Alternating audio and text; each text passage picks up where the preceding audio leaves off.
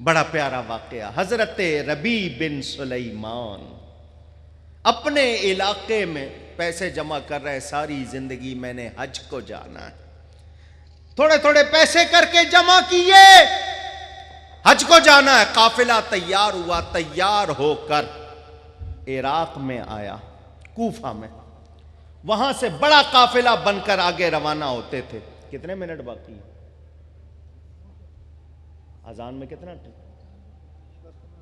آوازیں آنی شروع ہو رہی ہیں نا، چلے میں جلدی سمیٹتا ہوں، واقعہ شروع کر دیا، پورا کر لوں۔ حضرت ربیع بن سلیمان چھوٹے قافلے سے مل کر کوفہ آ گئے، وہاں پر بڑے قافلے تمام جمع ہو کر پھر آگے جاتے تھے۔ اس زمانے میں پیدل سفر یا اونٹ گھوڑوں پہ سفر ہوتا تھا، یہ جہاز وغیرہ موٹریں تو تھی نہیں۔ حضرت ربیع کہتے ہیں میں بازار میں نکلا کہ کچھ چیزیں ضرورت کی لے لوں، میں بازار گھومتا گھومتا گھومتا بستی سے باہر نکل گیا، لوگوں کا کوڑا جہاں پھینکتے ہیں، میں نے دیکھا ایک عورت ٹوکری میں مرا ہوا کوئی جانور تھا، اس کا گوشت کاٹ کے ٹوکری میں ڈال رہی تھی۔ اس کو مردار کہتے ہیں۔ کیا کہتے ہیں؟ جو جانور خود مر جائے اس کا گوشت، مردار، ڈیڈ میٹ انگلش والے کہتے ہیں۔ کہنے لگے مسلمانوں کا ملک ہے، یہ عورت اس طرح گوشت جو کاٹ رہی ہے، یہ کہیں ہوٹل نہ چلاتی ہو، لوگوں کو کھانا نہ کھلاتی ہو، یہ تو حرام لے جا رہی ہے، تو اس کو یہ سمجھتی ہوگی کوئی دیکھے گا نہیں، تو مجھے اس کا پیچھا کرنا چاہیے۔ ویسے مسلمان کو اجازت نہیں کہ کسی کی ٹو لگائے، کسی کی اس طرح باتیں سنے، مگر یہ چونکہ معاملہ ہے، کہتے ہیں میں چپ کے اس کے پیچھے ہو لیا، وہ چلتی رہی چلتی رہی چلتی رہی، میں بھی پیچھے پیچھے چلتا رہا کہ اس کو پتہ نہ چل۔ باہر بڑی دور جا کر ایک پرانی سی حویلی، پرانا سا گھر، کسی زمانے میں شاندار ہوگا، اب ٹوٹا پھوٹا تھا، وہ اس کے دروازے پر گئی۔ میں ایک دم دیوار کی اوٹ میں پیچھے ہو گیا، اس نے دروازہ کھٹکھٹایا، اندر سے لڑکیوں کی آواز آئی، کون؟ تو اس عورت نے کہا میں ہوں تمہاری دکھیاری ماں، کھولو دروازہ۔ دروازہ کھلا، 4 لڑکیاں تھیں جن کے لباس پھٹے پرانے، چہرے بتا رہے تھے شہزادیاں ہوں گی، کسی بڑے گھر کی ہوں گی، مگر اس وقت ان کی حالت خستہ۔ دروازہ بند ہو گیا، کہنے لگے شریعت تو اجازت نہیں دیتی، مگر مجھے اس گوشت کی تصدیق کرنی تھی۔ سوراخ میں سے میں نے جھانکا، اس عورت نے بچیوں سے کہا یہ گوشت لائی ہوں، اس کو بھونو، کھاؤ اور رب کا شکر ادا کرو۔ کہتے ہیں میں نے دروازہ کھٹکھٹایا، آواز آئی کون؟ انہوں نے کہا میں مسافر ہوں۔ اندر سے آواز آئی ہمارے پاس تیری خدمت کے لیے کوئی جگہ نہیں ہے، ہم پہلے ہی فاقوں کے مارے ہوئے تیری کیا خدمت کریں گے، کسی اور کا دروازہ دیکھ۔ ربیع کہتے ہیں میں نے کہا میری بات سنو۔ کہا کیا کہنا ہے؟ انہوں نے کہا یہ گوشت جو تم لے کر آئی ہو یہ حرام ہے۔ دنیا میں پارسیوں کا ایک ایسا طبقہ ہے جو مردار کھاتا ہے، اس کے علاوہ پوری دنیا میں کوئی بھی مردار نہیں کھاتا، تو تم تو مسلمان ہو تو یہ تو مردار ہے، کیوں کھا رہی ہو؟ انہوں نے کہا یہ ہم جانے، ہمارا کام، تو اپنا راستہ لے۔ فرماتے میں نے اللہ کا واسطہ دیا، قسم دی کہ مجھے بتاؤ۔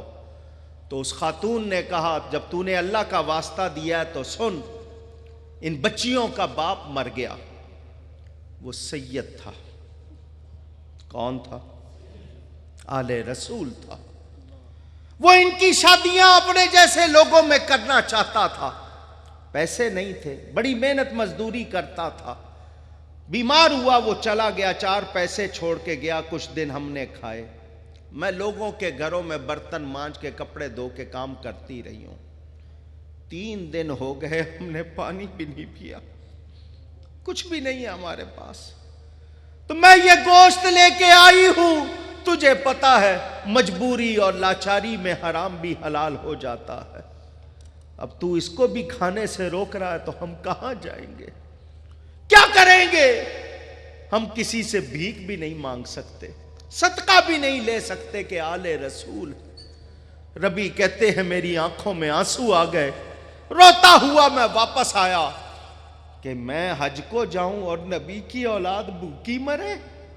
میں نے قافلے میں آ کے میرا سگا بھائی بھی تھا, دوسرے ساتھی بھی تھے, میں نے کہا میرے پیسے واپس کرو, میرا سامان واپس کرو, مجھے حج کو نہیں جانا. انہوں نے کہا ساری زندگی تو پیسے جمع کرتا رہا حج کے لیے, اتنے شوق سے آیا ہے, اب تجھے کیا ہو گیا؟ انہوں نے کہا زیادہ تقریر نہیں کرو, پیسے دے دو. کسی نے کہا شاید کوئی لڑکی پسند آ گئی ہے, شادی کرنا چاہتا ہے. کسی نے کہا شاید بہک گیا یہاں کے بڑے شہر میں. لوگوں نے, کسی نے مجھے حج کے فضائل کے, حج کا اتنا ثواب, میں نے کہا سب مجھے معلوم ہے, پیسے دے دو. لوگوں نے کہا ٹھیک ہے, اگر اس کا دماغ خراب ہو گیا, اس کے نصیب میں نہیں ہے تو یہ جانے. سامان دے دیا. ربی کہتے میں بازار آیا, میں نے آٹا خریدا, کپڑے خریدے, کھانے کی چیزیں لی, اور جتنی نقدی بچی تھی ساری آٹے میں ڈال دی. بوری اٹھائی میں نے اپنے کندھے پہ, پھر اس عورت کے دروازے پہ چلا گیا. میں نے پھر دروازہ کھٹکھٹایا, اندر سے آواز آئی, کون؟ ان کا میں وہی مسافر ہوں, ربی نام ہے میرا. عورت نے کہا تو اس طرح بار بار دروازے پہ آئے گا تو ایک عزت ہی تو ہے ہمارے پاس, وہ بھی چلی جائے گی, لوگ ہمارے بارے میں کیا سوچیں گے, چاہ یہاں سے چلا جا. اب کیا چاہتا ہے؟ ربی نے کہا صرف ایک مرتبہ دروازہ کھول دو, پھر دوبارہ میں تمہیں تنگ نہیں کروں گا. خدا کے لیے وہ مردار نہ کھاؤ, یہ میں تمہارے لیے ہدیہ لایا ہوں. وہ لایا سامان, وہ جب کھولا کپڑے بھی نکلے, پیسے بھی نکلے, اور چیزیں نکلی. عورت نے دعا دی, اے ربی تو نے رسول زادیوں کی مدد کی ہے, نسبت رسول کا خیال رکھا, اللہ تجھے اس کا اجر عطا فرمائے. 4 بیٹیاں تھیں. پہلی بیٹی نے کہا ربی تو حج کرنا چاہتا تھا, اللہ تجھے حج نصیب کرے. دوسری نے کہا اللہ تجھے اسی سال حج نصیب کرے. تیسری نے کہا اللہ تجھے ہر سال حج نصیب کرے. چوتھی نے کہا اللہ قیامت کے دن تجھے ہمارے نانا جان کا ساتھ نصیب کرے. ربی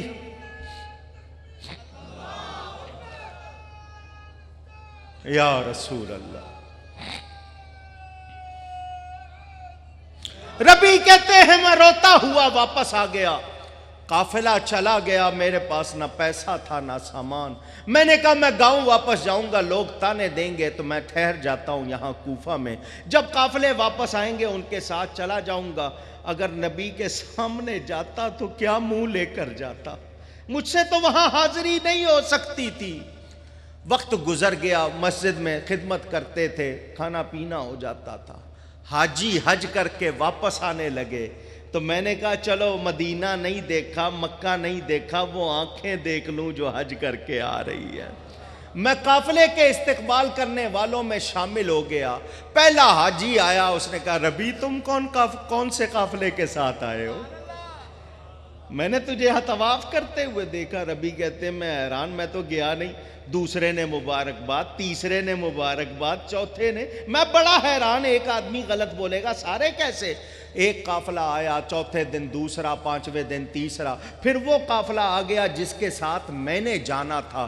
میرا بھائی آ کے کہنے لگا اگر تجھے میرا ساتھ نہیں چاہیے تھا تو بتا دیتا کہ میں نے دوسرے ساتھی چن لیے, بار بار تو مجھے ملتا تھا, کہتا تھا ابھی آتا ہوں, پھر آتا نہیں تھا. سارے قافلے والوں نے کہا ربی تجھے حج مبارک. ایک شخص آگے بڑھا, اس نے ایک تھیلا دیا. مسجد نبوی میں سلام کر کے جب باب جبریل سے نکلے, تو نے یہ مجھے دیا تھا کہ پکڑو میں لے لیتا ہوں, جب سے تیرا یہ سامان اٹھائے پھر رہا ہوں, لے اپنا سامان.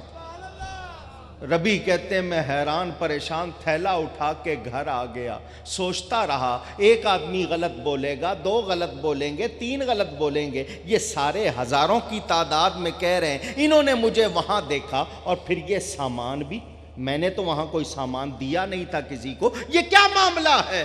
کہتے ہیں مجھے نیند آ گئی, حضور صلی اللہ علیہ وسلم خواب میں آ گئے.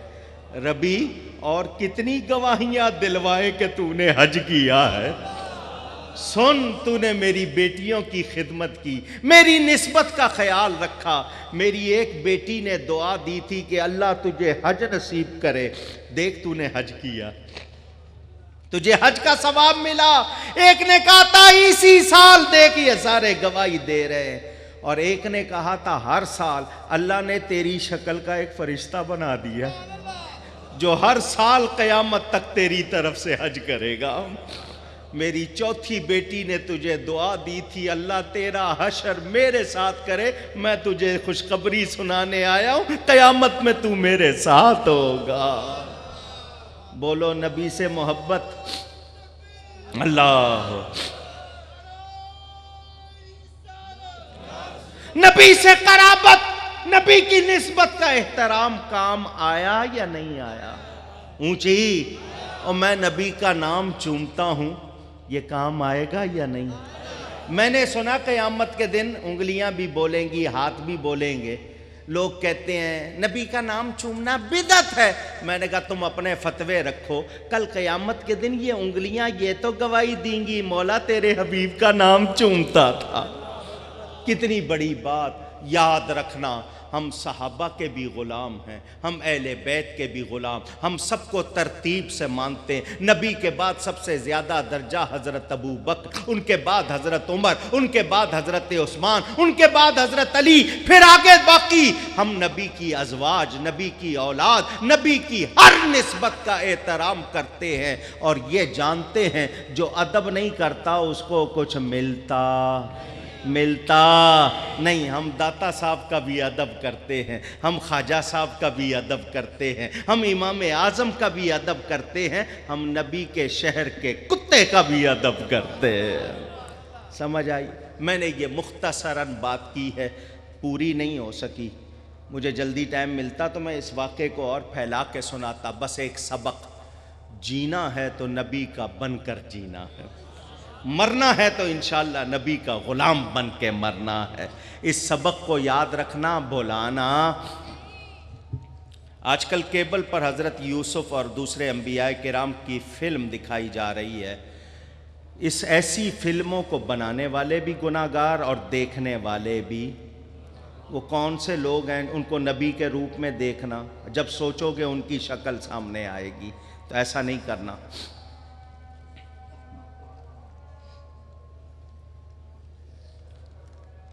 پانی دو۔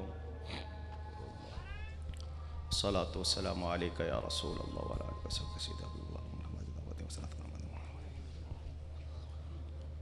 یہ جتنے رقعے آئے ہیں، کسی نے نماز کے بارے میں پوچھا، کسی نے کسی شخص کے بارے میں میرا خیال پوچھا، ایصال ثواب کے بارے میں پوچھا۔ میری کتابیں ہیں یہاں ضیاء القرآن پبلیکیشن داتا دربار سے ملتی ہیں۔ مسئلہ امامت بھی، کس کے پیچھے نماز پڑھنی ہے کس کے پیچھے نہیں، ایصال ثواب کے بارے میں بھی، عورتوں کے بارے میں بھی کہ مزاروں پہ جا سکتی ہیں یا نہیں، اور جس کے بارے میں خیالات پوچھیں میں نے سب لکھ دیے ہیں۔ اب اذانیں ہو رہی ہیں اور میں نے فلائٹ پکڑنی ہے، واپس جانا ہے، تو اب ٹائم نہیں رہا، تو کھڑے ہو کر ادب سے صلاۃ و سلام، پھر اجازت۔ ایک اعلان سماعت فرما لیں، 17 مئی یہ جو آ رہی ہے چند دن بعد، 17 مئی بروز منگل انشاءاللہ گلشن راوی کے اندر انشاءاللہ عظیم الشان پروگرام ہو رہا ہے۔ حضرت علامہ پروفیسر ڈاکٹر کوکم نورانی کاڈوی صاحب وہاں تشریف لا رہے ہیں، خصوصی بیان ہوگا 17 مئی کو گلشن راوی کے جہاں بہت سے شادی حال ہیں گراؤنڈ کے اندر یہ پروگرام ہوگا۔ اب آپ شرکت فرمائیے گا۔ مصطفیٰ جان رحمت لاکھوں سلام، شمع بز میں ہدایت پہ لاکھوں سلام، سبادر مصطفیٰ تے جا کے، سبادر مصطفیٰ تے جا کے، کمی درود و سلام میرا، سلام میرا، نبی دے قدمات سر جھکا کے، کمی درود و سلام میرا، سلام میرا، تو لے کے بوسا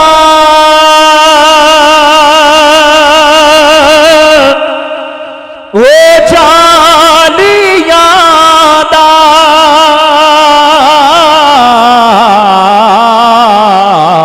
تو لے کے بوسا وہ جالیاں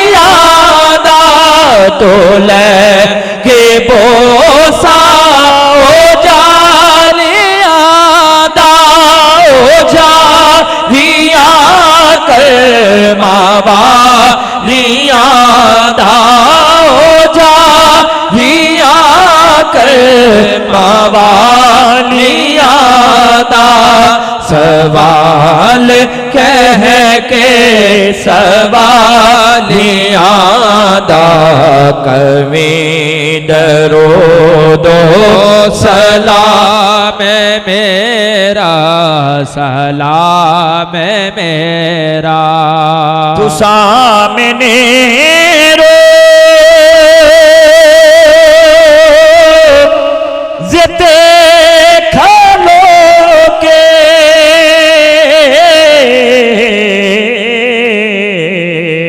سامنے روزے دیکھا لو کے تو سامنے روزے دیکھا لو کے میری طرح دا روزہ رو کے میری طرح دا روزہ رو کے نثار قدمہ دیو تو ہو کے کبھی درود و سلام اے خدا کے لاڈلے پیارے رسول یہ سلام آج الحمدللہ رب العالمین والعاقبۃ للمتقین الصلاة والسلام على أشرف الأنبياء والمرسلين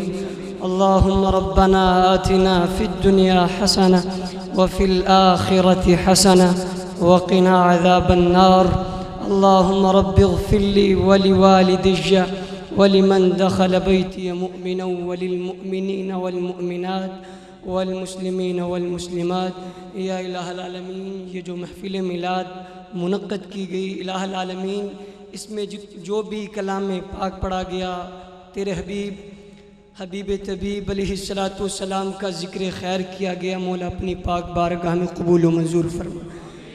الہ العالمین جتنے بھی اس محفل میں شرکاء ہیں، جو امیدیں دل میں لیے ہوئے محفل میلاد میں آئے ہیں، مولا تو دلوں کے حال خوب جانتا ہے، مولا سب کے دلوں کی مرادیں پوری فرما. الہ العالمین صدقہ اہل بیت کا، صدقہ صحابہ کرام کے توسل سے مولا کریم سعید بھائی کے اہل خانہ میں کوئی بیمار ہے، اللہ تعالیٰ ان کو شفاء کلی عطا فرما. الہ العالمین محفل کے شرکاء میں جن کے کوئی اور جہاں بھی کوئی بیمار ہے، الہ العالمین سب کو امام زین العابدین کی بیماری کا صدقہ مولا سب کو شفاء کلی عطا فرما. الہ العالمین محفل پاک میں جتنے بھی تنگ دست آئے، قرض دار آئے، الہ العالمین سب کے قرضوں کو دور فرما. الہ العالمین سب کو یا اللہ یا الہ العالمین صحتیابی عطا فرما. الہ العالمین جتنے بھی پریشان حال ہیں ان کی پریشانیوں کو دور فرما. اللہم ربنا تقبل منا انکا انت السمیع العلیم وتب علینا انکا انت التواب الرحیم. وصلی اللہ تعالی علی خیر خلقہ محمد وعلی آلہ واصحابہ اجمعین برحمتک یا ارحم الراحمین.